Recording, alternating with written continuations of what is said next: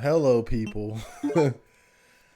So I had an interesting sequence of events. So you can see here, I got some saves up to 14, but we're going back to 12. I think that's where I should go. So I did an episode, and I did an episode with a new mic that I bought. And as it turns out, that mic sounds like shit. And so I'm upset because I bought a shitty mic that sounds worse than the mic I already had. I think the mistake I made, I bought a bundle. Like, it came with headphones and a stand and shit. And so I guess that's why they felt like, well, we'll just give them some bullshit. So I recorded the whole episode. Now, it's so funny. Like, I'm all excited because I got my new mic and shit. And then I listened to it. I'm like, oh man, like this is like worse than the mic I got. The mic I have, which I'm using now, is, it's, I mean, it's worked for me so far, but I don't really know what to compare it to. But it's the best mic I've ever worked with. Basically, it's the mic we always kind of go to whenever we need a mic. But it's like, after all these years, I'm just thinking like, it's got to be something better, right? It's got like, so that's why I was looking for an upgrade, and that seemed like it might have been an upgrade, and it was worse. And now I'm disappointed because I spent money on that shit. But the good thing is that it did come with this awesome stand that makes it a lot easier to set this whole thing up. So there is a silver lining to the bullshit, but there's still a lot of bullshit. It really upset me. Like, the second I realized it, I said, fuck it. Like, I was going to be productive tonight, and then I said no. I just turned everything off and just went to sleep. Woke up, jacked off, and said, all right, let's run some more tests. And so I did some thorough testing on this mic and realized, yeah, it's inferior to the one that I already have. I think it's like, the problem with that mic is, it's like when you get over a certain loudness, it distorts heavily. At lower volumes, it sounds almost identical to the one that I have, but it doesn't handle loud noises well. So I thought maybe I would turn the sensitivity down, but even then, like, it's the same thing.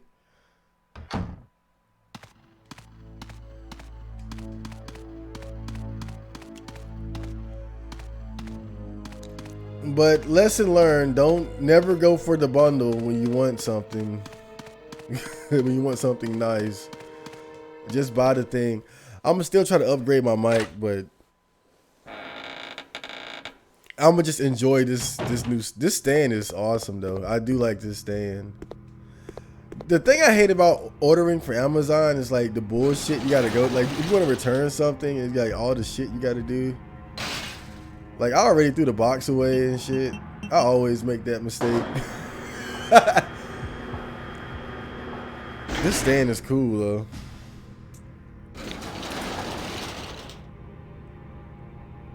Or maybe I'm just coping with my loss. So yeah, if you guys see me just looking like I know exactly what the fuck to do, that's why. I mean, it sounds so bad. I was like, I can't even. It sounds so bad. I was just like, dude, I can't even use this. Like, it just sounds bad, bro. Compared to what my other videos sound like, it just sounds bad. And so I was like, nah, we not doing this. Fuck that shit.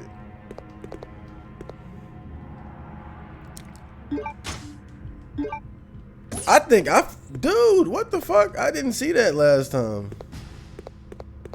I did not see that last time. Well, goddamn, silver linings. Talk about silver linings.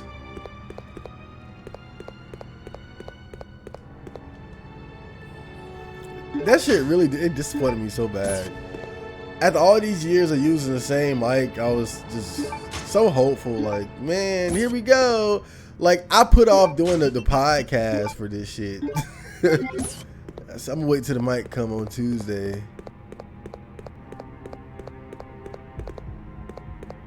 Big mistake.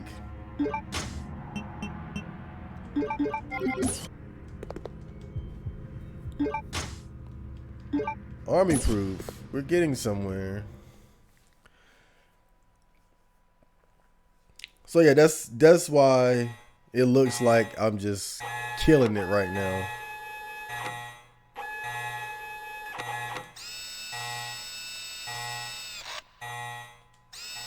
One 126.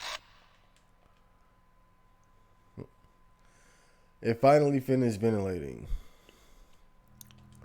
But I'm not, man. The only good thing about it though is this stand is so good. Like you guys have no idea how difficult it was for me to set everything up before this stand here.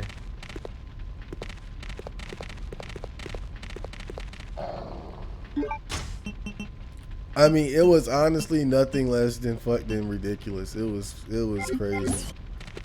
I'm gonna save in here because I don't want to get. I did this last time, but I didn't want to get. Like, I don't want those dogs to put me in caution again. I hate being in caution.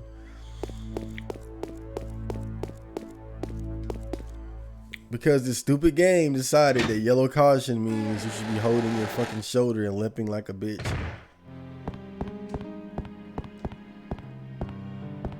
I know it might seem very soon for a save, but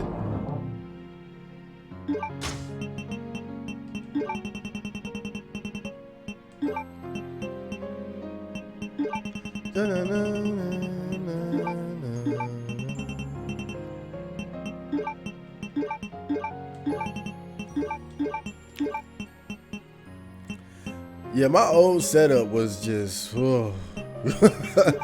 I mean, just cumbersome. That's the word, right? It was just absolutely cumbersome, man. So this is like a legit podcasting stand where you can maneuver. Like, it's got like the arm that you can maneuver and bend and fold and twist and turn. This shit is that's what's so awesome about it. And the way you can just kind of hook it up, the way you can just kind of like hook it up to a table, it makes everything like it makes setting up so much easier. So as far as like doing video game stuff and podcasting, that's gonna be a lot easier for me now. But the quality of the actual mic that came with everything else which was really, that's what I mean, I wanted to stand too, but considering like how much I spent on it, I was excited about the mic as well. And then it's like, oh well, the mic is actually a downgrade from what I already got. So I got to go back. It's pretty much back to the drawing board. But you know, the mic I have it works. But I might just get another one. I think that I might just get another of the same. I don't know. I'll figure something out. But it's not gonna slow down my hustle, which has been turtle pace thus far anyway.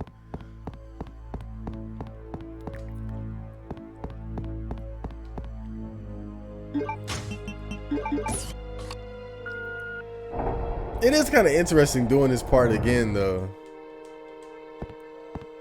like knowing everything. I didn't get very far though, because I did like a lot of backtracking. I got lost because I forgot where to put the painting at, and that's what really slowed me down. But man, I love this setup. God damn it, I love this setup so much. It's, oh god, just the way you can, with this arm, you can just like perfectly position the mic right where it needs to be. And it came with like the foam shit you can put over the mic, so I don't need like the pop filter in my face. I know you guys are hearing like probably the pops are a little bit louder because I don't have the pop filter up here. Pop, pop, pop, pop. But we'll figure that out. I might have to end up putting the pop filter up eventually anyway. But the foam shit does help. It does help. The little foam covering for the mic, because mine didn't have that. This part was funny when I did it the first time. Biohazard contamination detected. Level 3. Emergency shutters will close. All personnel evacuate immediately.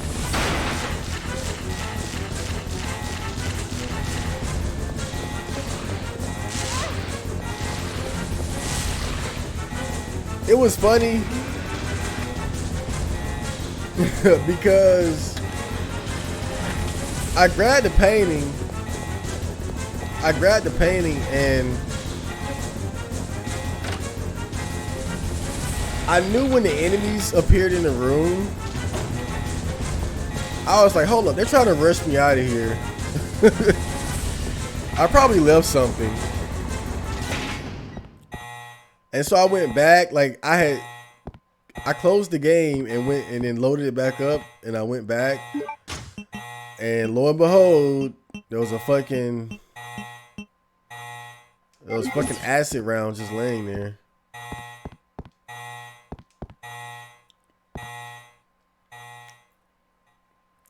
Like something told me like they were trying to set you up, right? Like you grab the painting and then all hell breaks loose and they're encouraging you to just rush out. But I was like, okay, if they did that, there's probably something else in that room. And of course, I was right. So I spent a great deal of time last time just trying to figure out where to put this painting at. Like I remembered the room, I just forgot how to get there. Let me lock this door. What the fuck is wrong with me? This TV might be a little too loud too. Whatever. We'll roll with it. You notice how fast they get up in this game?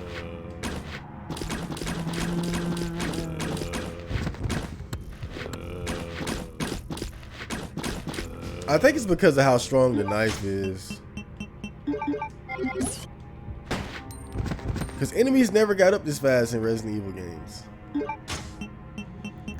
Like usually they'll give you like enough time to get like two or three slashes in with the knife. Not in this one. They get right the fuck up. That's why it's got me thinking like maybe they did that on purpose. It's a balancing thing.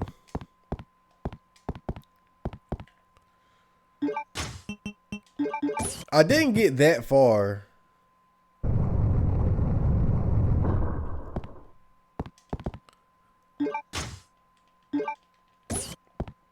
I didn't get very far because it just the amount of time it took me to find this fucking room.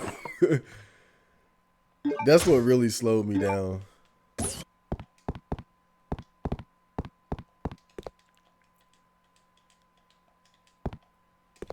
So yeah, this is a diorama. I think you gotta find a tank toy and put it there. You can see the herb and the shotgun shells back there. I'm really moving. I feel like I'm doing a speed run.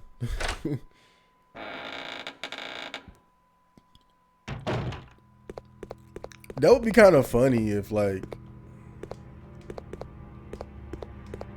somebody was like let's say you got a Let's Player, a video game Twitch guy, YouTuber, whatever the fuck you call these people. But not like streaming, right? They're just recording it like I am. And what they do is like they'll play a game and then play it again and pretend to do it blind. Well, I guess you could stream it that way. Yeah, like just play a game and just pretend you're doing it blind and then look like the fucking coolest guy in the world just smashing this game. How the fuck do I get... Yeah, okay. I think it's the palace.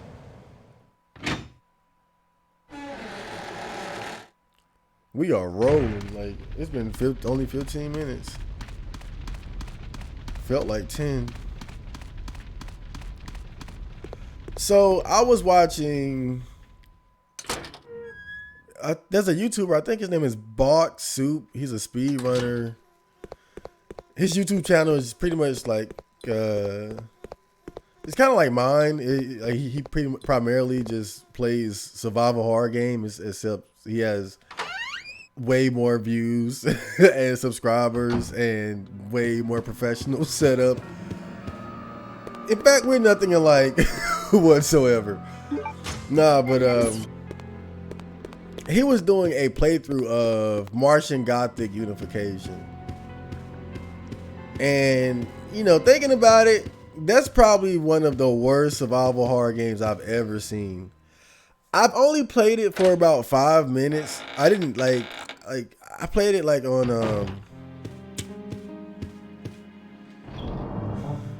well, I'm not gonna expose myself here, but let's just say I didn't pay for it. And I played it for like 10 minutes and I was like, ugh. And I moved on. But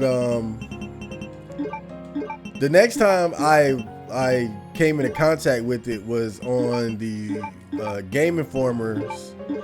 Game Informer did a playthrough of it for their website. They got a playthrough series called Super Replay. So I watched it there. And I got to experience that game in all its shittiness and horrible gameplay and all that. So I had already seen a playthrough of it, but I just decided to watch his because it's always interesting to see people react to bad horror games. And it was funny watching his because you could tell initially like he was kind of feeling the game. And then like slowly but surely he realized how awful that game really is. That's what was so funny about it. Like he was giving it praise and shit. I'm like, oh boy. Like seriously, I was like, how long? Like how long is this shit gonna last? It took about 4 hours before he started to realize what he got himself into. That's probably one of the few survival horror games that I probably wouldn't even play it for the fucking culture, man. I wouldn't even do that for the culture. That is a bad game.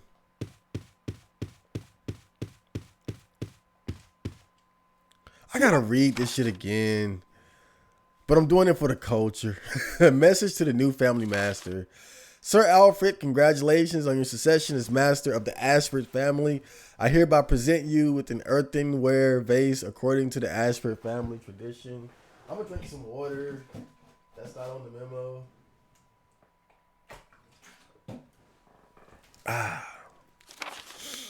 As you may know, this tradition first began when a butler presented a golden teacup as a commemorative to Veronica as founder of the Ashford family. Her intelligence and beauty are legendary.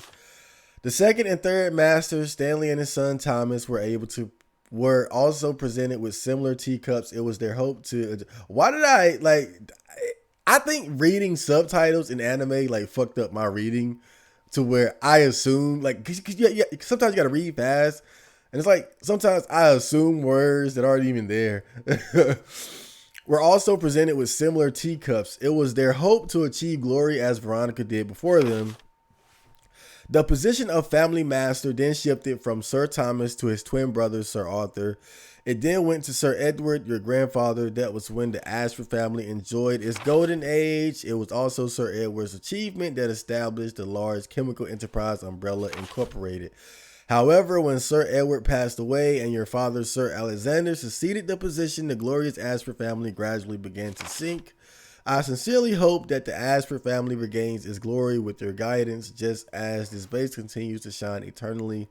Scott Harmon, Butler, Ashford family. So the whole thing about this is you gotta look at these paintings and then press the buttons in the correct order of the family's generation, starting from the beginning, which was Veronica, to the end, which is Alfred. Pretty simple. I kind of fucked up the first time though, because I thought that these two babies were Alexia and Alfred and not the twin redheads. But oh well. But yeah, it was funny watching him play it because he was giving it praise in the beginning, mistakenly thinking that it was good.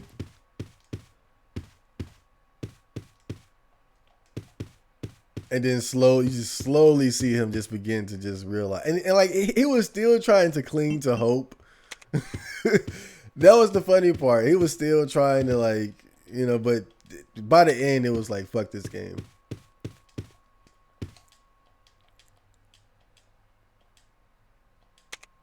Okay. That game actually had, I think that game had potential.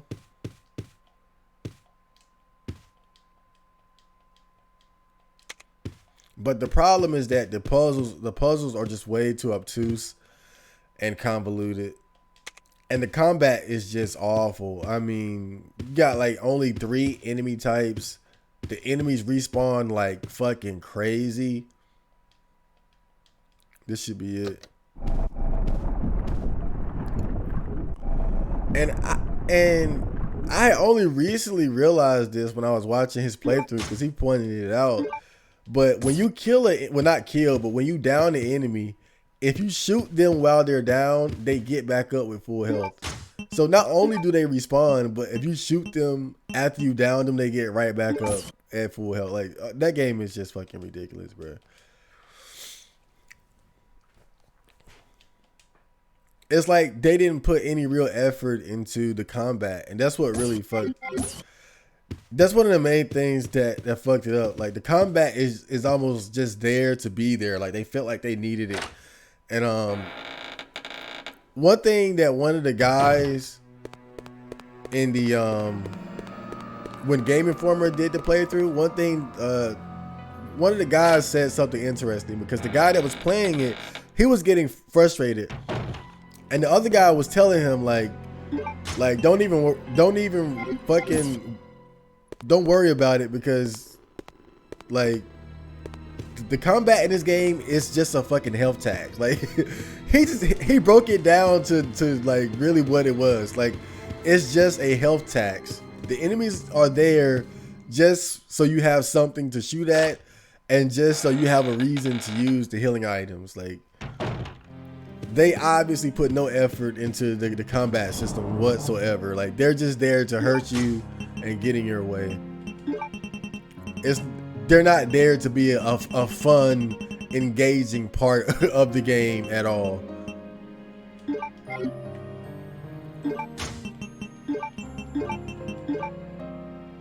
It's a shame though, because that game, like, it's kind of interesting. It had the potential to be like a classic, or at least one of the better Resident Evil clones of that era.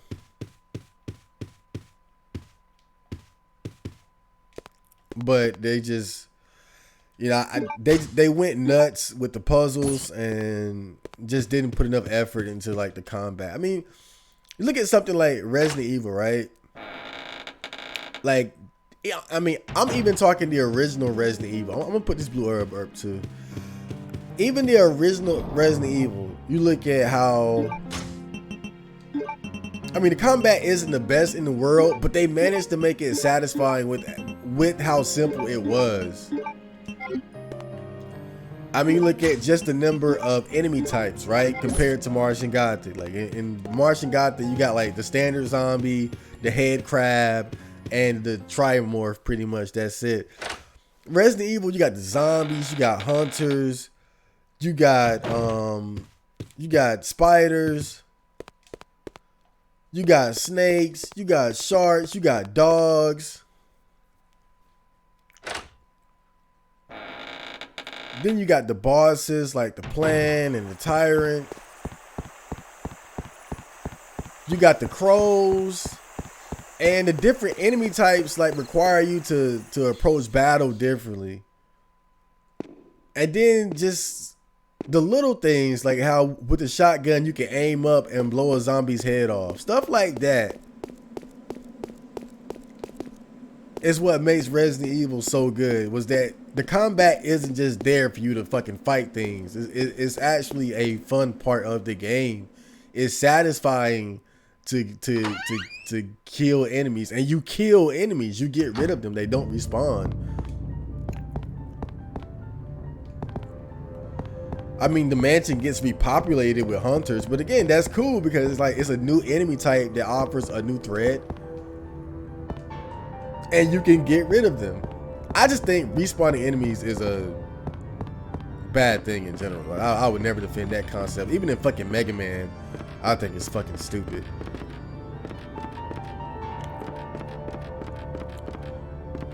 I think it's just lazy game design. But the game had potential. It was interesting because you had 3 different characters that you had to control, but they couldn't meet each other. That was the main thing about that game. Oh fuck. You had 3 different characters, but they could never be in the same room, or they would transform into a trimorph.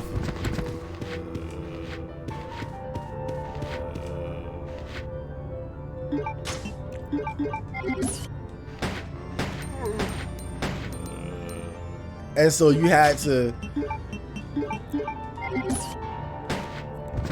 figure out how to solve all these puzzles together while not actually being in the same room. So you had to find items and send them to each other through like these I think they had like tubes or something, some type of space some type of space shit, who knows.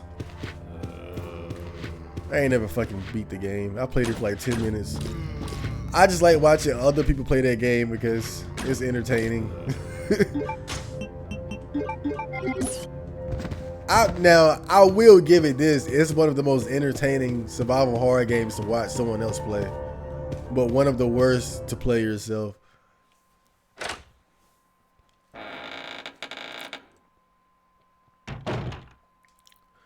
Yeah, I don't think this is it. I got a red thing.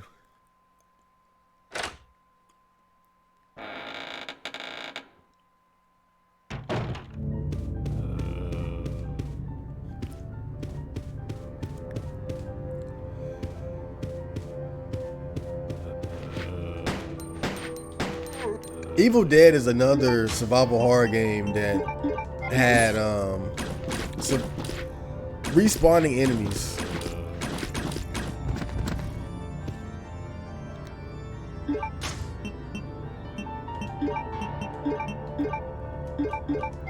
I would not mind playing that game, but the respawning enemies and really the combat in that game just sucks. I can't lie. The combat in that game is awful. Some of the worst, actually. Probably worse than Martian Gothic even, which is saying something. Progress. Oh boy. God. Okay. Something is written on the back of the lid. Red Queen and Blue King return. The path opens. So I'm assuming I gotta put this in the thing over there. Really, I don't know.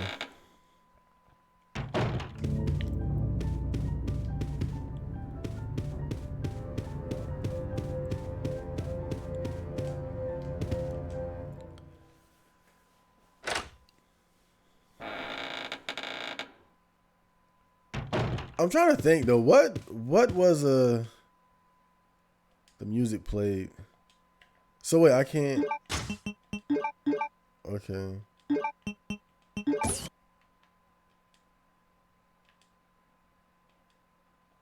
Music box. Okay.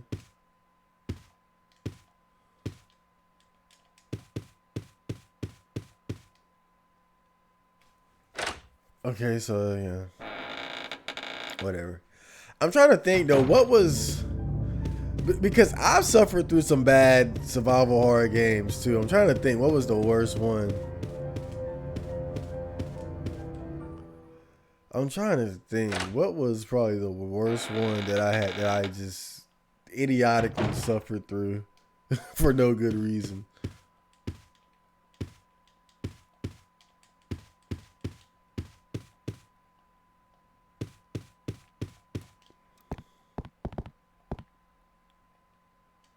Okay. It don't look sealed, but oh well.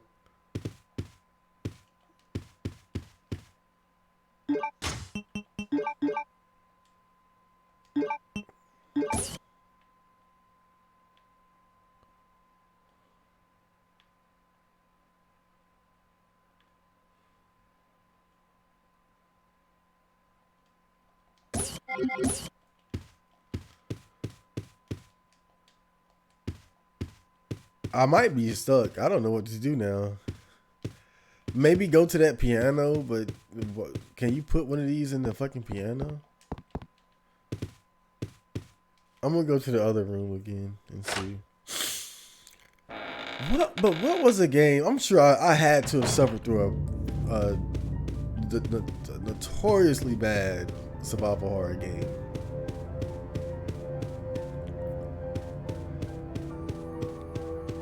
I don't think I would ever do something like Martian Gothic though. I don't think.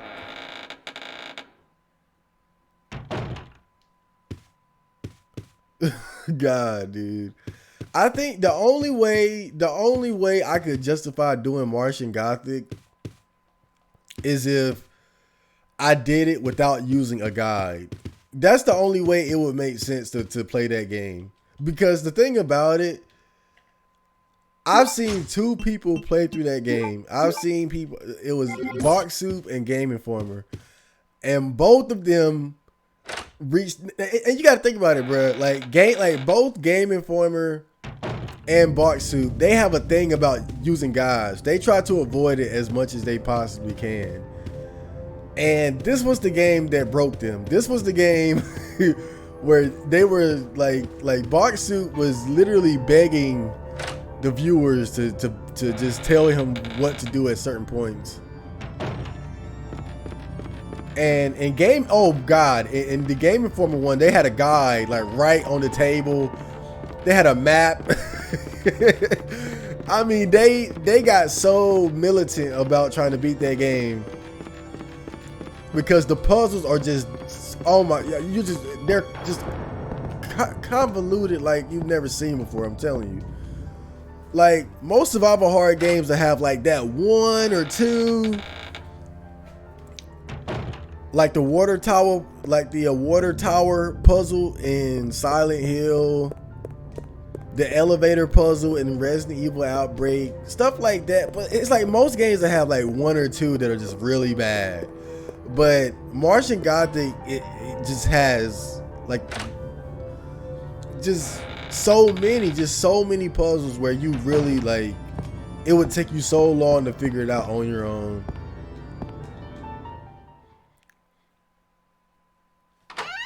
I mean, it's just the dumbest shit. Like, use this bell on this, use this bell on this vacuum cleaner. Not literally that, but like that stupid. Like just that fucking random, like just random shit. You're finding so many like random items that just make you say like, what the fuck am I gonna do with this? Like, what? Like, if I found a bag of jelly beans right now and in this game, like immediately like just wonder like, okay, what the fuck would I do with this? Like most of the stuff you find in this game, like something like this, you think, okay, well, you're probably gonna put this in something, or you're gonna get this gold part out. Like you can immediately think of something you could do with it. You know, oh, music thing. Like this is gonna be like a music part. Like, you know, you can immediately you begin to kind of think of things that you could possibly do with it. Martian Gothic, like you're finding fucking bags of jelly beans, a marble, a fitted cap, a couch cushion.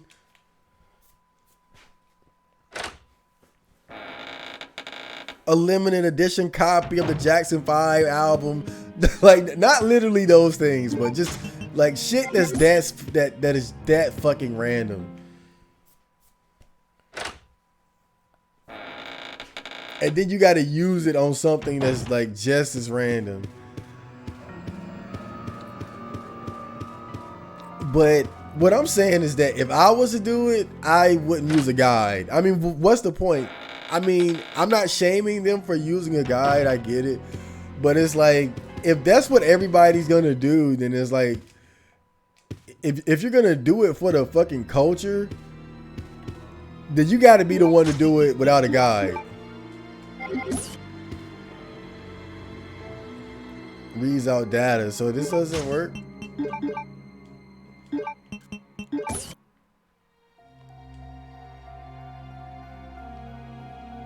Huh.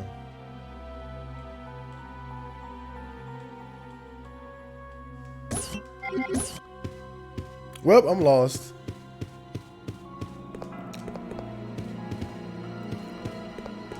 And I was just talking shit about Martian Gothic, getting lost in that. Now look at me. But dude, like the thing is though, I'm not worried. Like, I'm probably gonna figure it out by the end of the episode. If not, then like 15 minutes within the next one. So it's like, I'm not even tripping.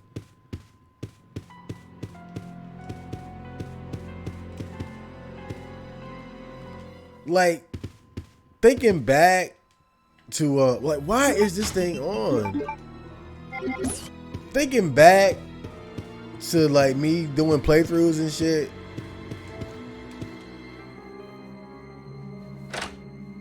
Like, I can remember like really 2 major times where I got stuck. Well, actually 3. I did get stuck really bad in the obscure playthrough, but I never saved. Like, I didn't upload that because I fucked up the audio. And Silent Hill for the room, I got lost really bad there. And Resident Evil Revelations 2, but that was really my fault because I didn't look up. That was funny. I don't know what to do.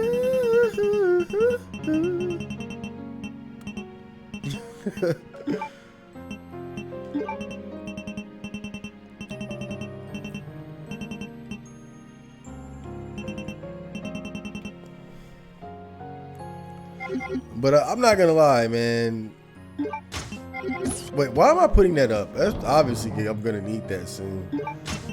I don't know. I'm gonna go back and just hope that I've overlooked something, because I don't know what to do otherwise. Because if it's not there, then I'm just gonna have to start running around pressing X everywhere. Because I really don't remember anything where you could like put this at. Antique music box. Okay. It was worth a shot. I wish I had my damn lighter. Fucking Pedro. But if I were to play that game, it would have to be without a guide. Right? Because it's like, what's the point? Everybody else is doing it with a guide. Now, you know that like there's always that one guy that's like, you know, I beat it when I was 7 without a guide. It's always that one guy. You always hear it's always that one dude, man. I beat it when I was 10 blindfolded without a guide. You guys are just stupid.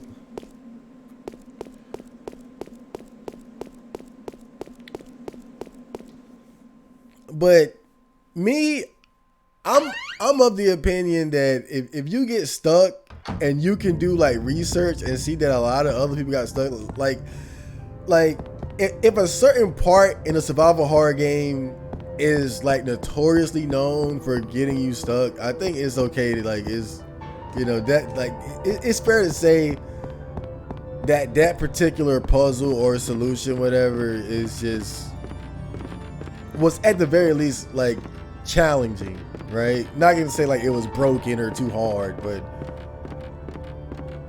certainly some of them are. But I'm still, dude, I'm still tripping about that Resident Evil Outbreak shit, bro. Like the whole fucking what was it? The elevator puzzle with the you know the fucking Carmine. I'm still tripping on that shit, bro. And to this day, I still ask people like whenever, like, hey, do you know what Carmine is? I'm telling you, I've asked several people, do you know what Carmine is? Nobody knows what the fuck Carmine is, dude. Like, I'm telling you, like I just wanted to make sure, like, am I just stupid for not knowing that Carmine is an alternative word for red? Like, did I just miss that party? Did I miss the meeting? Like, I learned so much just from watching TV and playing video games and just being in the world. Like, did I miss the fucking Carmine episode of Good Times? Did I miss the Carmine episode of the Bill Cosby Show? Did I miss the Carmine the fucking Carmine study tests in school? Like, dude, like, I've asked and I'm going to continue to ask people, do you know what Carmine is? Nobody knows what the fuck Carmine is except me and the people who play that fucking game. Of course I'm exaggerating. Somebody out there knows. Somebody out there. The music. So I gotta find that. So I gotta find that blue insect. But where is it? That's the mystery. So that's the goal. We gotta find the blue insect, and so we can put the music thing in there. That's pretty obvious. That's what we're doing next. That doll kind of reminds me of Jill Valentine. But, dude, nobody knows what... Look, somebody knows. I'm not going to go there, but that is a very, very uncommon word, bruh. I'm still tripping on that shit.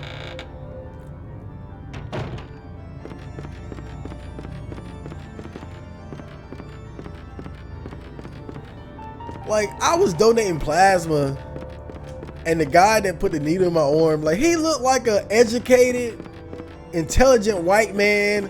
I said, hey, brother, do you know what Carmine is? He had no clue. He had no clue. I'm like, even the white people don't know. God damn. It must be so nice having your race associated with intelligence and success, as opposed to debauchery and being shit on by everybody else.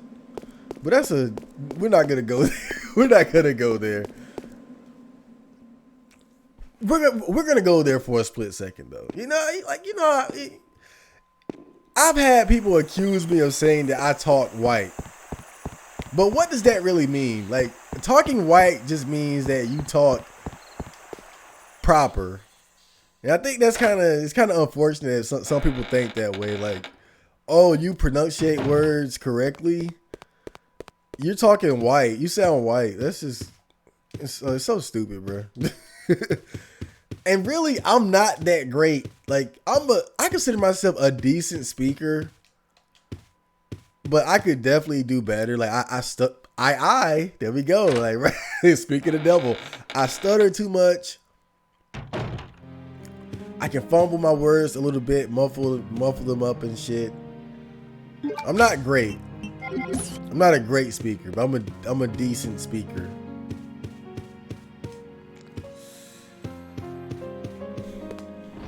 And because of that, I've had people say, hey, you talk like a white person. Like, that's just, it's so unfortunate that people think like that. Like, oh, you're black. You're not supposed to sound... You're not supposed to sound like you know how to talk. You're not supposed to sound like you went to school. Let's just save again, because I might not figure out what to do. Or, you know what? Fuck it. We're gonna YOLO this time. I'm not. Fuck all that.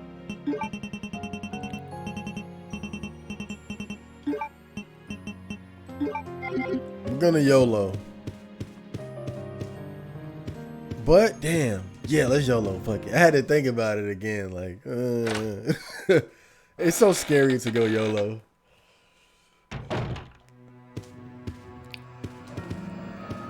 I am very determined to get good at Dragon Ball Fighters. I'm so sick of people shitting on me in that game. Like, I'm really turning up the heat and playing hard.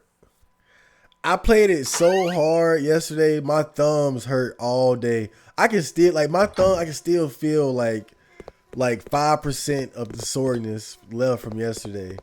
I played it so hard, man. That game is just, it's a fucking trip, bro. That game, Friender farted. That game is a fucking trip, dog. It's just, I'm starting to identify some of my problems in that game. One, I mash too much. That's a common problem. And part of it is mashing while I'm blocking.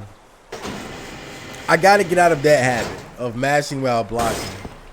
But blocking is just, it's so scary. But I got to think like Goichi. Goichi is like probably the best player right now. It was Sonic Fox for a while, but it seemed like he kind of fell off for a little bit. Like, not fell off, but at the level that Goichi is at, like, you can't take any breaks. And I kind of feel like it's like, because I think there was like like the last major tournament that Sonic Fox was in, like, he had got eliminated like surprisingly early. But he plays like in like a few different games at the same time. So I think that might be why when you're kind of investing your time in different games, it can probably affect you. But right now, I think it's safe to say that Goichi is number one, but Sonic Fox can make a comeback at any time, I bet. And it seems like he's been playing a lot lately. But Goichi is like the golden standard now. And the way the way he blocks, I'm trying to get on that. Like, he would just sit there and block, bro. Like, no stress. And then he'll reflect at the perfect moment. He'll jump out of a command grab at the perfect moment. Like, it's inhuman. And it's like with me, I'm so afraid of, it's like if I'm fighting a character with a command grab, I'm so afraid of getting command grab, and I'm watching for that. Or you gotta watch for the overhead. You gotta watch for the oh, no duh. You gotta watch for the overhead. You gotta watch for the cross up. It's so much, bro. It is so much. Damn. I was hoping maybe I only need 2. What crack was I smoking? This is Resident Evil, baby. Friender's having a dream. He's farting and dreaming at the same time. That's funny. Wow, that's interesting. Frender, hey, wake up. I mean, I hate to wake you up, but you're obviously having a bad dream.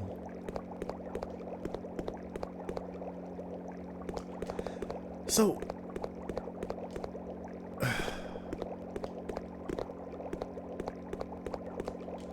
we need to find that blue insect, but where could it be?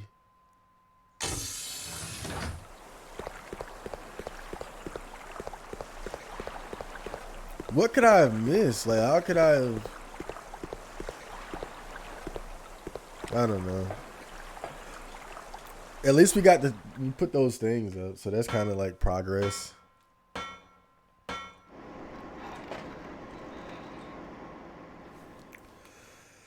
But my main problem is that I get too nervous when I'm blocking. And I think from now on, at least, like, instead of it, like okay, I'm learning now that mashing and being desperate while blocking is not to my advantage. Like not like 8 times out of 10, it just ends in me getting fucking caught.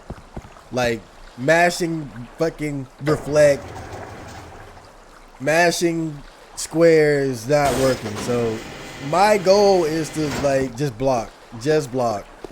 And the pros tell you that all the time. Like just fucking block, stop mashing. But it's one of those things where it's just like if it becomes a habit, it's gonna fuck you up. And that's one of the main things I want to work on this month is like just blocking. Even if I get caught with the overhead, even if I get caught command grab, like I'd rather just block than be the guy that's always getting fucking 2M because I'm mashing or something. Like fucking delayed 2M just because I'm mashing all the time. So that's my goal right now, just to block. And I need to get better at converting my hits into damage.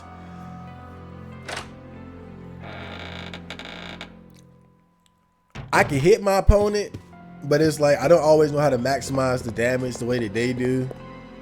And that'll get me, like I might super dash and hit them, but then I won't get enough damage off of that. So I need to work on my combos, using assists. Really, man, a lot of like I gotta work on so much, and like it's a shame how much time I spent in that game and how much of a scrub I still am. Like I still get caught with like the simple shit, like fucking beam, assist, run up.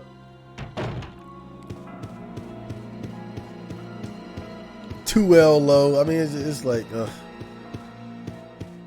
just dumb shit.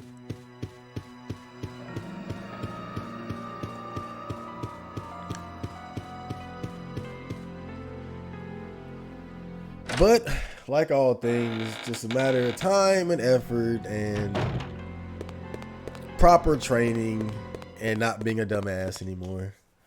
That's the main thing. I gotta stop being fucking stupid. I don't think it's that I'm stupid, but it's just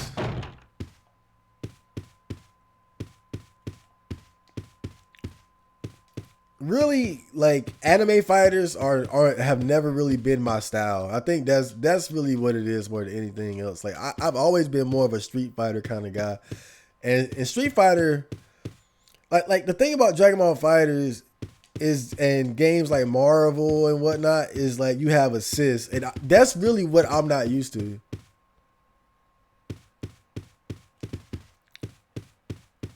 I'm pretty new to playing fighting games where assist is a big part of it. Well, I've played them, but I've never played them competitively. I would play them against like the computer and whatnot, and probably not even use the assist, like some King of Fighters shit. So I'm not used to like that.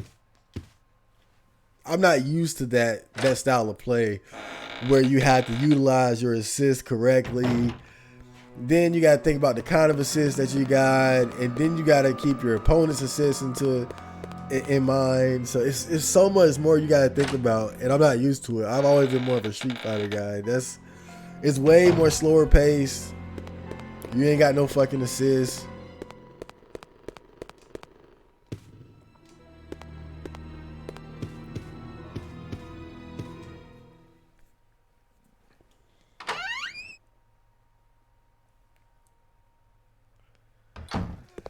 You know, I think I'm going to save, and then I'm going to look around a little bit before I end the episode. That's what I'm going to do.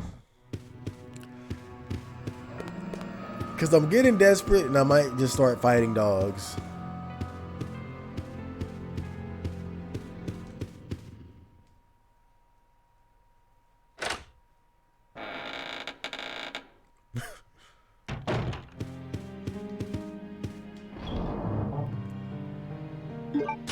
But after I save, I'm going to play for about 10 more minutes just to kind of see if I can find out what I need to do without worrying about like using ammo or running into enemies.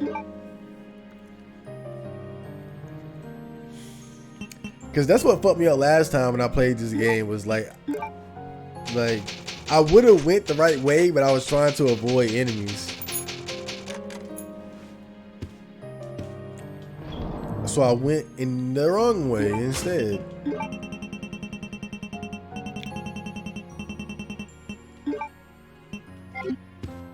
Man, I cannot wait till summertime. I mean, it is right now. It is so cold. It is peak winter. It is, man. It is so cold right now. Like I can't even believe it. Like I thought it was cold in December. I thought December was cold. This is winter for real right now, bruh.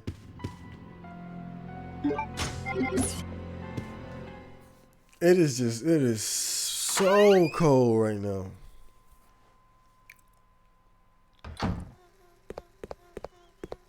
I'm like, how many layers I gotta put on? Like,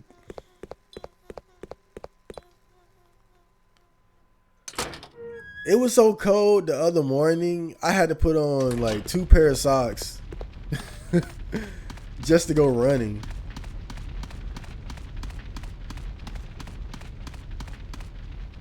Because my feet were so damn cold. I should have put on, and that wasn't enough. I should have put on 3. But granted, I do have these thin ass running shoes. That ain't helping, but still, man, like as cold as it's been since December, it's like now I gotta start doubling up on my fucking socks and shit. That's what's so weird about it.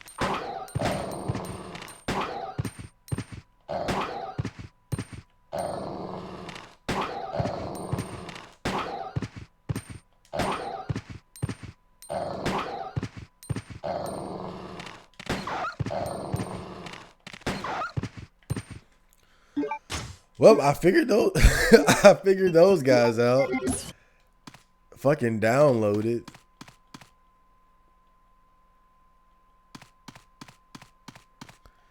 Dude, Friender is fucking farting, man. He is just fucking damn, dude. Dog farts. Fucking dog farts, bro. I mean, he is letting loose, bro. Is like really just killing it. Like, damn. He over there just sleeping, farting. And dogs don't think about it like we do. We at least consider other people's feelings. Like a dog is just gonna fart. He's just gonna let it rip.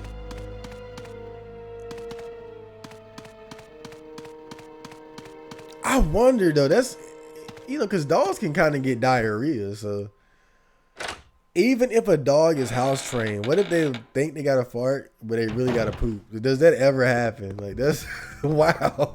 That's the most stupid thing I could think of right now. That is so stupid, but so relevant to life. Like something that people really need to think about. Because we do it. And we got common fucking sense and restraint and self-control and shit. A big ass man brain.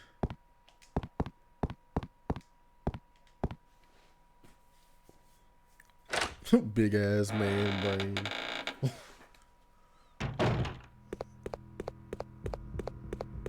Where the hell is that damn? You know, it's got to be kind of hard being a streamer when you're playing a game you never played before. Let's go down. Because I noticed while I was watching Boxu, he kept telling the people not to backseat gamer, backseat. Not the backseat, which is basically telling people don't try to help me. I want to figure it out on my own. And I'm the same way. Like if I'm playing a game, I always try to figure things out on my own. Like I hate resorting to a guide, or like I always try to use my mind as much as I can.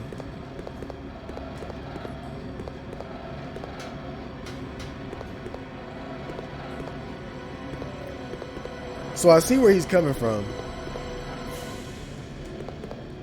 But if you're streaming and you're trying to look at the chat at the same time, and somebody just blurts it out, and you've already seen it, it can't be unseen. Like somebody just blurts out the solution that you're looking for.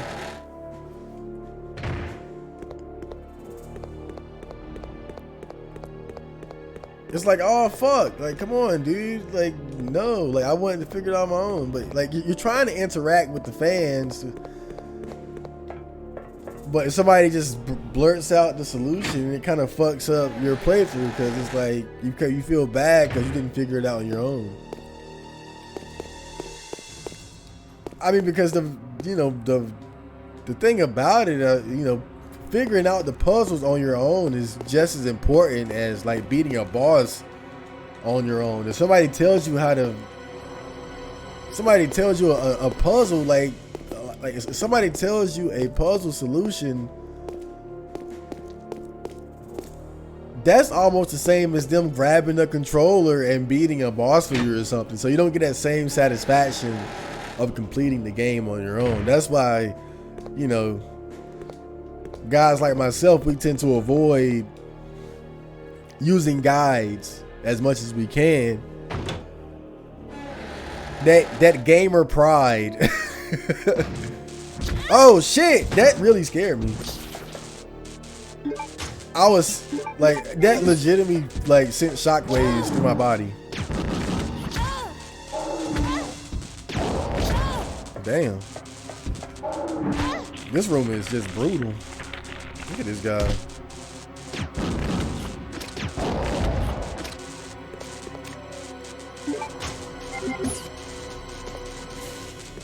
That really like scared me. I'm not gonna like I don't want to downplay that, but like it was mostly like a not paying attention, like kind of not thinking about the game, just trying to figure out where to go. I'd already been here before and seen these guys. I think these guys will keep respawning too. But I didn't realize what room I was actually heading into, and so when I got hit, it surprised the fuck out of me. It really like got me like, whoa, shit.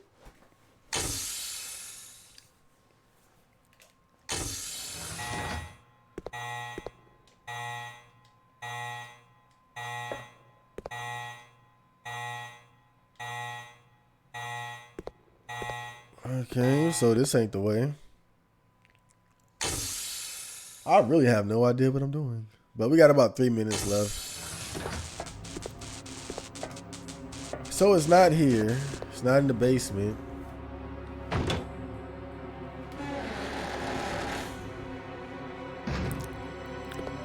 But yeah, if you're streaming your game and people are like watching, you gotta make sure you tell them not to tell you the solution if they've already played the game. And he said that he doesn't do it, but other streamers, if you say the solution in the chat, you get instantly banned. Like some streamers don't play that shit at all.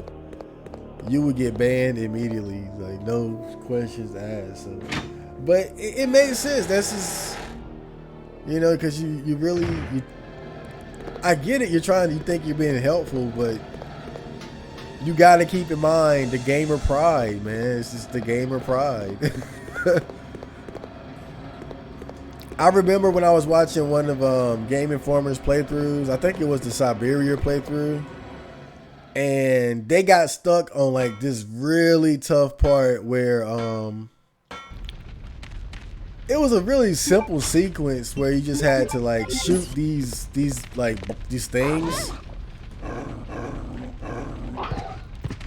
I think you were making some type of like vaccine or something, and so you had to play like this mini game on a computer. You had to play like this mini game on a computer where you got to shoot these balls, and you got to shoot a certain percentage before the sequence ends in order to like complete the vaccine or some shit like that. I forget, but that's just the gist of it. And it was really difficult because the guy that was playing, he was playing it on like with the PlayStation controller, the D-pad. And you know how is basically aiming is very inferior with the D-pad or even an analog stick. That part was really like that game was originally a PC game that was ported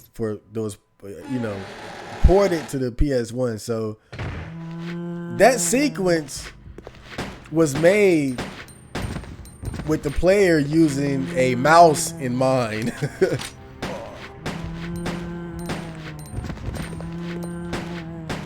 But he was doing it with the D-pad. That's what made it so difficult. And it was so difficult that for a minute they considered like lowering the puzzle difficulty in the game. But the guy that was playing, like his gamer pride, like he just wouldn't do it. He said, we started on normal, we're gonna finish it on normal. That was, I totally get that.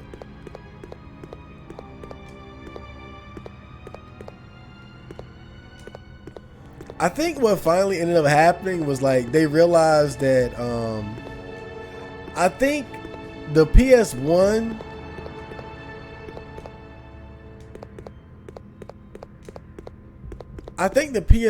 actually has like a mouse that you can buy for it, like a mouse you can plug into the PS1, and they ended up using that, and it made it a lot easier. But gamer pride is a real thing, man. You want to do it on your own. You gotta have a code, man. You gotta have principles about this shit. To some people, it's just a video game, but still, it's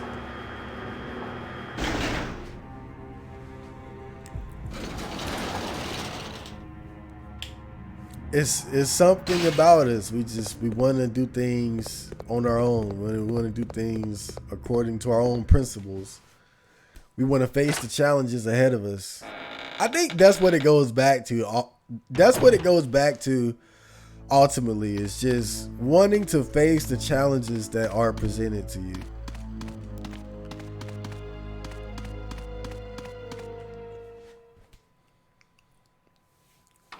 The only time I don't feel bad about using a guide is if the game is really bad or if it's Dark Souls. I don't feel bad about using a guide on Dark Souls at all. Like, nah, guide me up. I get stuck on the boss, pull that guide out. Let me summon somebody and pull the guide out too. I don't know if I talked about this before, but I've seen people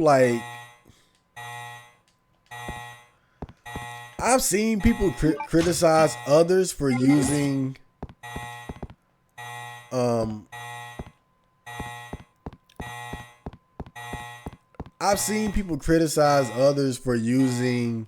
the summons in Dark Souls, where you summon somebody to help you out. And I feel like those people who don't like that, they really don't understand what Dark Souls is. They don't understand what that world is, right? They're looking at it from I get it. They're looking at it from the perspective of, oh, hard is better. That old bullshit. Anything that's hard is good. But when you look at it from the perspective of that world, of that Dark Souls world, like, just think about how unfair and brutal that, like, it's such a depressing, brutal, unfair world. But the thing about it is that, like, that brutality, that unfairness is not just against you. Like, you're a part of it as well. And so I feel like when you use summons, that's your bullshit, right? The same way you got to fight these big ass fucking dragons and creatures that can just fucking smash you like boom, dudes, and do all kinds of wild, crazy shit. The same way you get jumped by like 2 or 3 bosses at the same time. Like, that's not limited to just what they do to you. You can do that to the world. Like, you're part of the bullshit. And I feel like that's what the summons are. That's your bullshit that you can inflict upon the world. The same world that inflicts bullshit upon you. But that's how I perceive it anyway. I think people make the mistake of just thinking like you're this fragile being in this harsh world, but it's just the whole world is bullshit, and you're bullshit too. And and that's why I'm not against the summons, because the summons, that's your bullshit. To pit against the bullshit of the world that wants to bullshit you.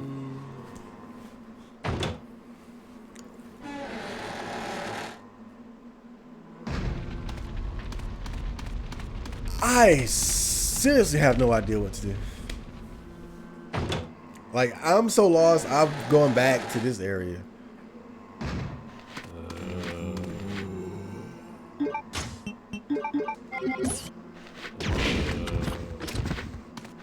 Oh, that's lame. The grenade launcher doesn't even like blow off limbs and shit. That's lame. Wait a minute. Please tell me.